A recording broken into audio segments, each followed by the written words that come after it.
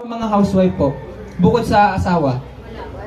Diyan po sa mga, minsan sa grupo, utang dito, utang diyan, utang dito, mabayaran utang yan. Para mabayaran utang ito, utang ulit. Yun po, ang laki po ng investment namin sa utang. Kumbaga, imbes na lumalaki yung income namin, ang lumalaki po kay mama utang. So doon ko po na-realize na ano, ramdam ko po yan si mama, magpapatay ng phone yan. Yung cellphone niya, hindi niya bubuksan. Bakit po? Kung sino-sino ang tumatawag na maniningil. So napakahirap ko na makita mo yung magulang mo ganun. Hindi na alam ang gagawin, natuturete na, daw mapabaliw na. Kasi ang dami maniningil eh. Kasi kami kukuha, wala. So yan yung na-realize ko po. At nagtrabaho ko bilang water station. Doon ako nag-start. Tapos po, nakita ko naman, ito si Mentor Sam po is, ito po para po sa kaalaman ng lahat, ako po is negative talaga sa negosyo. Wala akong hindi naman ako marunong magbenta. Hindi rin ako marunong magsalita sa cellphone lang ako, sa laro-laro lang ako. So, si Mentor Sam po, para po sa kaalaman ng lahat, 3 taon niya po akong niligawan. 3 taon niya po akong paulit-ulit na tinatanong, gusto mo ba na magbago ng kanya? Ito po, yung negosyo natin, ito ay yung Morgan, yung barley. 3 taon niya po ako kinukulit dito. So sa 3 taon po na yun, nakulitan na rin ako sinubukan ko na. Bakit po? Kasi mas naunawaan ko na yung hirap ng buhay. Kaya, nagsimula po ako dito, nagbenta-benta. Nag-aral po ako. Nagbenta, paano magbenta. So nag-aral ko, inaral ko yung, ano ba yung barley? Ano ba ito? Buti po, sa kauna-unahang company na pinasukan ko ito, barley. So, ang barley kasi natin napakadali lang. Inaral ko siya, FDA approved. Wala na akong problemahin. Baka sabihin mo, masama sa kalusugan niya na hindi po FDA approved Pwede ba sa amin yung mga Muslim? Yes po, kasi halal approved siya. So madali, masasagot ko na yung mga tanong na hindi ko kaya sagutin kasi nandun na lang, given na. Ano yan? Super brands? Opo, pang world class quality yan. Tapos, ito po pinakamaganda sa lahat. Kasi po, yung kinikita ko na doon sa water station, di ba po 4,000 ginsenas katapusan. Ang kinikita ko po, nararanasan ko dito, nakaka8 boxes ako sa isang araw. Magkano po ang barley natin? 1,000 isang box. Naranasan ko po magbenta 8 boxes sa isang araw. Magkano po ang tubo ko? 4,000. Yung kinikita ko po kinsenas katapusan, kaya ko palang kuhain ng isang araw. Ngayon po, sinubukan ko yung TikTok. Yung TikTok ko po ngayon, ngayon, is total of 106 boxes yung nabenta ko na. So sa TikTok pa lang po, kayo na po magbawas. Kasi sa TikTok po is 1,000 per box siya. So 106 boxes ng barley, yung naibenta ko na. So 50% po doon is yung income ko. Yung tinubo ko doon. So magkano po yun? 53,000. Mga nasa 53,000. Siyempre bawasan na po natin yung mga may 40 pesos na may fee doon, ganun. Pero okay na po ba yun? Okay na po ba yun? Makabenta ka ng 106 boxes? Okay na, okay. Opo. Pero sa TikTok ko pa lang po yan. Ako po mayroon din ako mga page. Doon po ako nagsimula. Kaya po ngayon meron akong 40 na taong nagtiwala sa akin. 40 directs po. 40 directs. Ako po is gold. Ayan po, no? So, ayun, pinilit ko yung makakaya ko. Gold lang talaga yung kinaya ko. So, ako po yung gold package, yung 44,800. Nagsimula po ako silver. Bakit po ako nakapag-gold? Dahil po dalawa tayo na give me 5. Alam mo yung give me 5 kanina, yung makalimang silver ka lang, nakatulad mo, meron kang 24,500.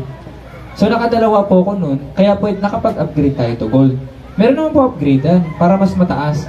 Kasi kapag nag-upgrade ka to gold, pwede ka na just for you gold. So ngayon po, yun po yung pwede ko na ma-hit. Kasi 4 na gold lang, 60,000. So yun po, yung story ko naging gold ako. Pero po, ang malaki kasi dyan, tulad po ngayon po sa TikTok shop ko, ngayong araw, ay sinend ko na Kasi ngayon, nakalocated to dun pa sa Antipolo pa. So may pinasisla ako dun.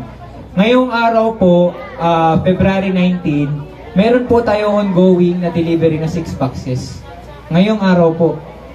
So ngayong araw, magkano na po ang kinita ko sa isang araw? 6 boxes po, magkano?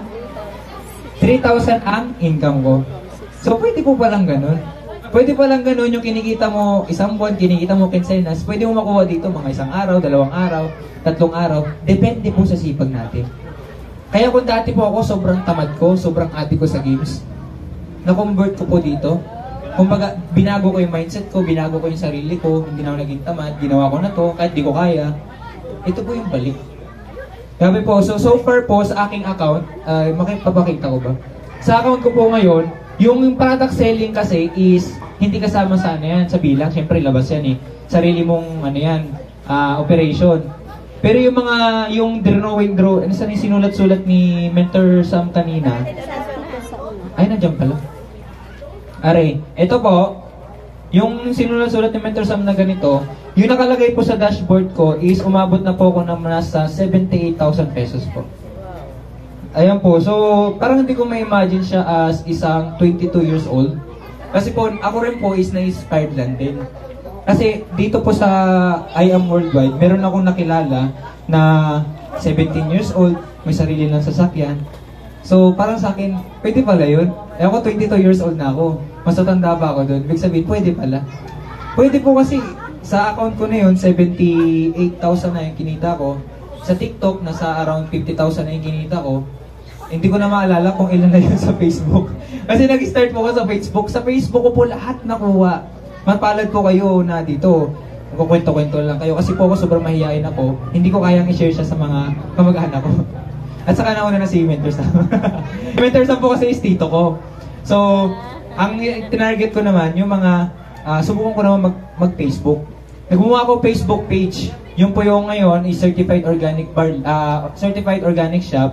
Ayun po, nabebenta ko doon. Di ba po 40 direct ko?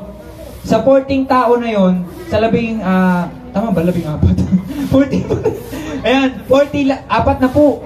Ayun, 4 na po. 40 na tao, 38 po yung hindi ko kakilala. Yun po, yun yung team ko ngayon. 38 na tao po yung hindi ko kakilala. Mayroon taga La Union, may taga Caloocan City, may taga Visayas, may taga Capiz, may taga Surigao, sa Davao. Sabi ko, ayun nga lang, hindi ko sila madalaw isa-isa. Hindi naman pwede palipat-lipat ako. Ayun po, no? Kumbaga, meron talaga magtitiwala sa'yo. Kung ngayon, hindi ka man paniwalaan ng family mo. Kasi kung nag-start po ako dito, sobrang negative ng family ko. Sila Papa po, hindi na ako pinansin nila Papa. Hindi na ako sinasabihan ng I love you. Eh, dati malambing si Papa eh. Si Papa, pag nag-chat kami, may I love you pa yan. Sobrang lambing sa akin. Tapos si Mama din, mamas boy ako. Pero ngayon, yung nag-ayam ako. Kaya baka maranasan nyo rin eh. Yung nag-ayam po ako. Mahal na ngayon. Wala na po, hindi na kami nag-chat. Mag-chat ako sa kanya, I love you. Alam niyo po, reply sa akin? Ganyan. Yung thumbs up, ay grabe, gano'ng kasakit yun. Grabe naman to sa Papa. Kada reply ko po, kada chat ko, mag-I love you ako. Siyempre, kumbaga, ang inisip siya, naiintindihan ko naman sila. Naisip nila na dapat ipagpatuloy ko pag-aaral ko. Kasi po, isang malaking desisyon para sa akin to eh. Na ano ba ipapatuloy ko? Magninegosyo ba ako ng mas maaga hanggat bata ako? O pagpatuloy ko yung pag-aaral? Hindi ko po ina-encourage sa pahintuin nyo lahat ng anak nyo ha? baka naman ano, ay dahil kay Mentor Emma na yun. O patigilin ko yung anak ko. Hindi, ito po kasi, naiintindihan ko po kasi talaga siya. Naiintindihan ko po na mas maaga ko matutulungan yung family ko kapag ginawa ko to. So nag-decide po ako, nagsakripisyo po ako na tinanggap ko talaga yung challenge sa akin ni Lord na hindi ka papansinin ni Papa. Kasi before, sobrang lambing ni Papa sa akin. Close kami talaga. Kasi nung di ba driver si Papa, lagi po sinasama sa office niya, nasa office kami natutulog. Kasi nga, wala kami permanenteng bahay. Kami po ay para kaming parang NPA ba? Ay, TNT? Ay, PNP? Ano yun? Palit bahay? Palipat-lipat! Ayun! Ngayon ko lang nalaman yun Yun po talaga, naranasan ko na yung palipat-lipat. May bahay na binabaa, tapos mapapalayas ka ba? Ganun. So, sobrang, kumbaga, siyempre, may kanya-kanya naman po tayong story. So, ganun po yung story ko na nakita ko yung hirap ng buhay. So, mapala din po ako na nagkaroon ako ng magulang na napalaki ako na maayos. Ayan, ito tayo ngayon, 22 years old, walang jowa. Ilagay. Announcement mo! Anyway, joke lang. Ayan. Kumbaga, darating din po talaga time para sa ating lahat na ma-realize natin yung yung hirap ng, yung totoong buhay talaga. Kasi before po, hindi ko talaga na-realize yan eh. Ngayon ko lang na-realize na napakahirap talaga ng buhay. Ngayon ko, naintindihan, dati po kasi nagagalit ako kay Papa. Si Papa palaging wala sa bahay. Pag minsan, isang buwan na hindi nakaka-uwi. Ngayon ko lang po naintindihan na lahat pala ng sakripisyong ginagawa nila is para sa amin. So, sobrang blessed po ko sa family ko na ganun. And ngayon po, sobrang blessed ko rin kay Lord. Bakit po? Kasi dati po, is sobrang negative nila. Ngayon, si Papa po is user din. Pinagalitan ba ako eh, no? And si Papa po is nakagamit na rin ng barley po. Yan po, ang ating amazing pure organic barley. Kasi nga si Papa, talagang may mga iniinda rin sakit yun. Siyempre driver yun. Tapos puro aircon, init aircon, drive dyan, kakain lang, magdadrive ulit. So maraming iniinda yun si Papa. So ngayon po, yun yung isa sa mga goal ko na gusto ko nang supplyan siya ng tuloy-tuloy. Kasi before, siyempre hindi pa naman ako ganun kalaki kumita. Before, hindi ko natutuloy-tuloy. Pero yun yung goal ko ngayon na tuloy-tuloy na. Na gusto ko kasi, iba po eh.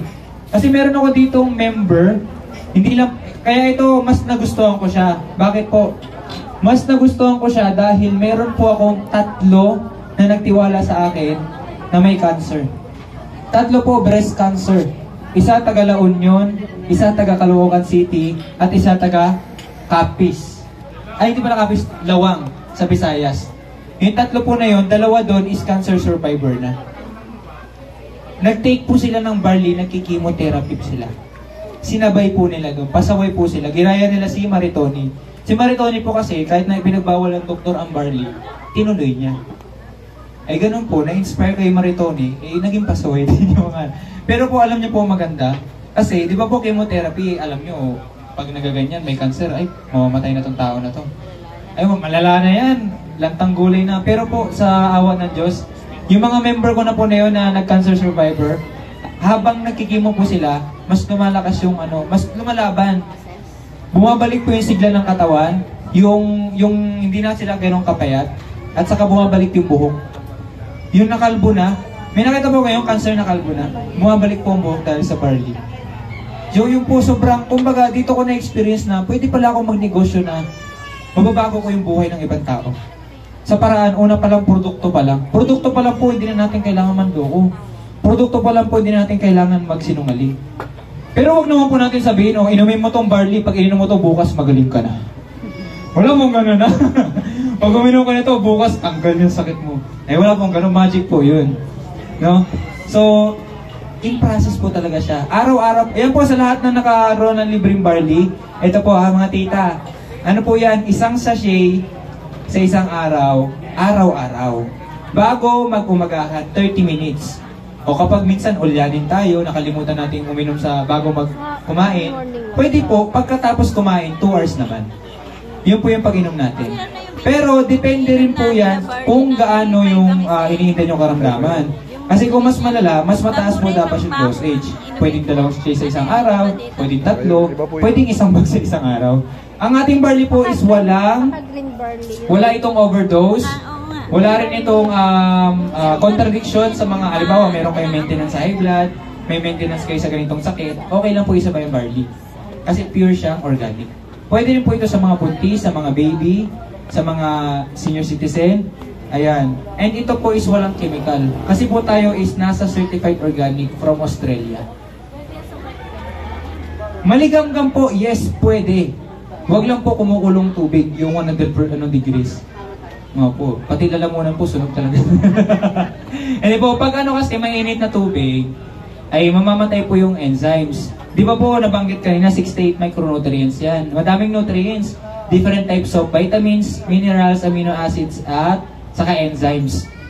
So, kapag kumukulong tubig po nilagay nyo dyan, yung galing sa thermos or takore, mawawala na po yung yung 17, yung enzymes. Kasi po ang enzymes, kailangan isa yan sa pinaka-importante ng katawan para mag-function yung katawan natin. So, sayang din. Bumili ka pa ng barley na wala din yung 17. So, ilan na lang? 68 minus 17. Yung 3 parts na lang yun. So, ganun po siya. Wag na wag po siyang ihalo sa mainit. Pwede po naman siguro, mga paligam-gamin nyo ng mga 5 minutes. Pwede pong ganun. Kung gusto nyo siyang mainit. Pero sa amin po kasi, madalas, maliit lang na tubig, tapos diretso lagok, tapos balawan mo lang ng tubig, yun po. Sa akin po, ang ano ko dyan, ang gustong-gusto ko po sa barley, ginagawa ko. Alam niyo po yung gatas? Bear Brand. Pwede honey. Pero syempre po, kung honey, huwag natin i-recommend mamaya, nag-barley, tapos biglang honey, tapos konti lang. Pero yung sa mga, mataas ang sugar, ipuro po natin. Kasi mamaya mataas sugar mo, matakaw ka pa sa honey, di lalo tumaas yung sugar mo. Ganun po. Ako ang sikreto ko po dyan, hinahalo ko siya sa gatas. Ang sarap po, gatas. Yung mga pamangking ko po, hinahalo sa Yakult. Yakult naman. Huwag niyo pong ihahalo sa mga acidic yan.